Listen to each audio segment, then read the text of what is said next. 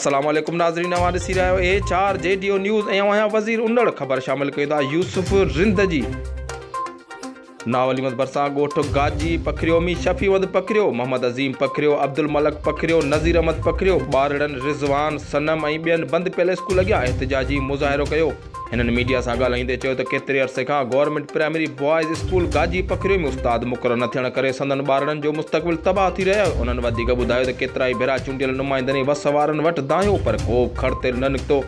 ॻोठाणनि वधीक ॿुधायो त स्कूल 1985 में तामीर थियो आहे, जंहिंमें हिकु उस्ताद अब्दुल रज़ाक चांडियो पढ़ाईंदो हो, जंहिंजे रिटायर थियण बैदि स्कूल में को बि उस्ताद मुक़ररु न थी सघियो आहे। हिननि आला इख्तियारनि खां मुतालबो कयो त स्कूल में उस्ताद मुक़ररु कयो वञे। वधीक ॾिसूं था HR JDO न्यूज़ जे स्पेशल रिपोर्टर यूसुफ रिंद जी हीअ रिपोर्ट। अॼु नॉवल भरिसां ॻोठु गाजी पखिरियो में बीठल आहियां। अफ़सोस जी ॻाल्हि आहे, हीउ तक आहे PS 40 ने 214 जो।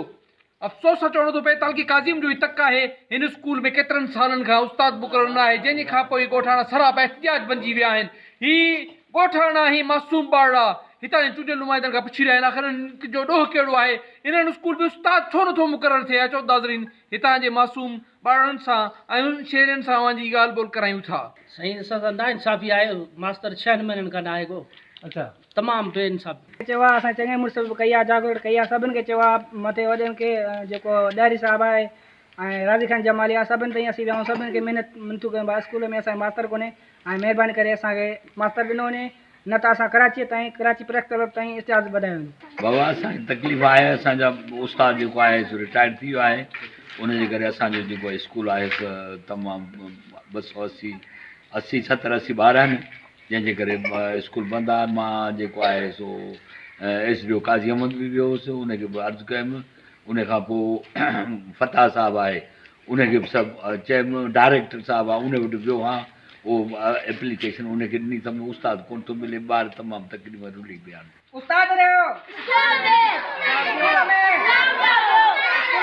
नाज़रीन एहतिजाज कंदड़ जो मुतालबो करे रहिया आहिनि हितां जी इंतिज़ामिया खां। हीउ तक आहे ने 214 PS 40 जो। अफ़सोस जी ॻाल्हि आहे, हिन तक जा नुमाइंदा जेके आहिनि अॻूर सुतल आहिनि। हिन स्कूल में उस्ताद मुक़ररु न आहे, जंहिंजे करे हितां जा मासूम ॿार जेके आहिनि तालीम जे ज़ेवर खां महरूम आहिनि। अफ़सोस सां चवणो थो पए, इल्म ऐं फ़िक्री आहे।